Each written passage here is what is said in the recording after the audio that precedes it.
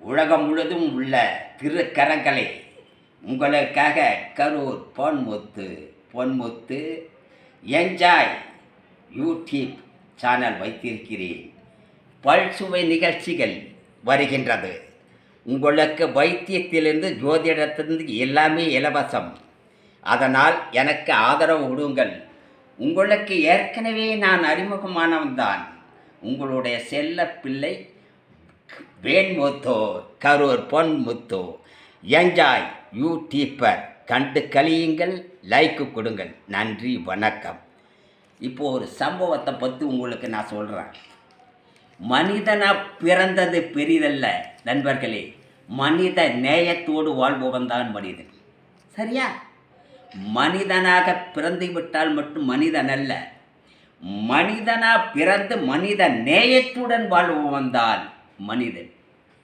அதைவிட மிக ஞானியாக வாழ்பவன் மகா மனிதர்கள்.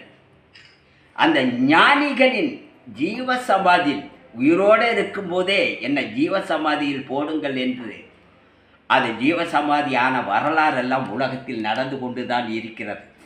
அவர்களெல்லாம் இல்லை என்றால் நமக்கு ஆன்மீகம் என்பது என்னவென்றே தெரியாது. முதலில் நான் சொல்வது என்னவென்றால், நீர், நெருப்பு, காற்று, வானம், பூமி. இந்த பூமி ஆழம் காணாத ஒரு மண்டலம், பெரிய மண்டலம்.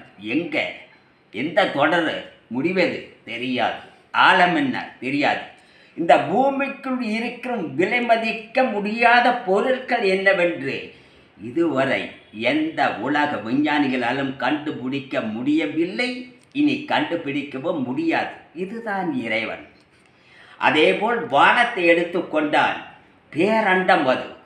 எத்தனையோ நவக்கோள்கள் நட்சத்திரங்கள் இருந்தாலும் கூட அந்த வான மண்டலத்தின் கடைசி எல்லை எதுவென்று இதுவரை எந்த விஞ்ஞானியாலும் சொல்ல முடியவில்லை, சொல்ல முடியாது.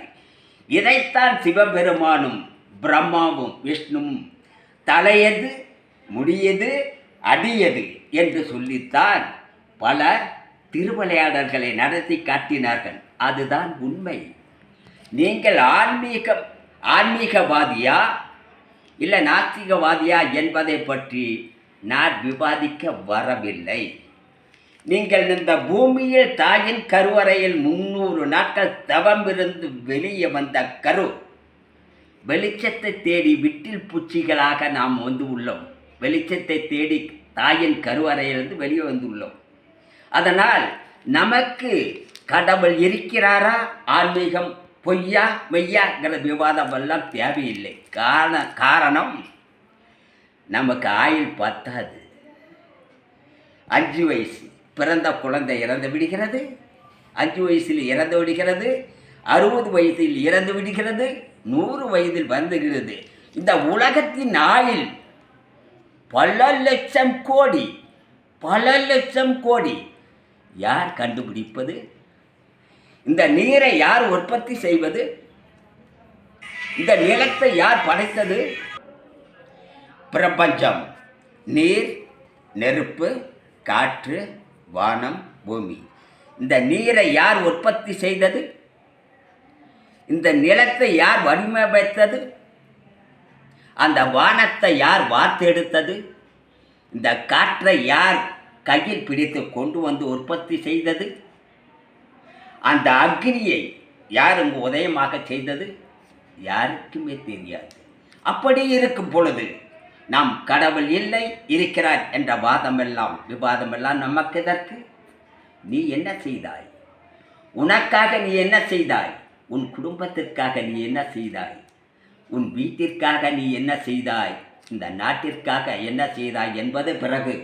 நீ வீட்டிற்காக என்ன செய்தாய்? நீ வீட்டிலிருந்தே கருவறையிலிருந்து வந்து ஒரு தியாகி மாதிரி, ஒரு ஞானி மாதிரி வெளியே வந்த நீ வளர்ந்து மிகப்பெரிய மாமனிதனாக உருவாக வேண்டுமே தவிர, பூமியில் நீ இறங்கிய உடனே விஷ சந்துக்களாய் மாறுவது ஏன்? வளர்ப்பு முறை சரியில்லாதது. வளர்ப்பு முறை சரியாக இருந்திருந்தால் நீயும் ஞானிதான். ஏன் முடியாது? எத்தனையோ ஆயிரம் தவறுகளை செய்தவர்கள் எல்லாம் பெரிய ஞானிகளாக உருவாகி இருக்கிறார்கள் இந்த உலகத்திலே. வேடன் கண்ணன் எல்லாம் பச்சை மாமிசத்தை பன்றி கறி சிவனுக்கு ஊட்டி விட்ட வரலாறெல்லாம் இருக்குது ஆன்மீகத்தில். அதனால் விவாதம் பண்ண வரல. நீ யார், நான் யார், இந்த உலகத்தில் இந்த பூமியில் நீ நடந்த பாதையை, நாம் நடந்த பாதை, நாம் நடந்த கால அடிகளை இதுவரையில் நாம் கண்டுபிடித்தது உண்டா? காற்றை சுவாசிக்கிறமே அது எங்கிருந்து வருகிறது என்று நமக்கு தெரிகின்றதா? இந்த நீர் எங்கிருந்து வருகின்றது எனக்கு தெரிகிறதா? வானத்திலே கோடிக்கணக்கான நட்சத்திரங்களிலும் நவக்கோள்களும் இருக்கிறதே, அது எப்படி உருவானது என்று உங்களுக்கு தெரியுமா? ஆகவே நாம் செய்வது என்ன?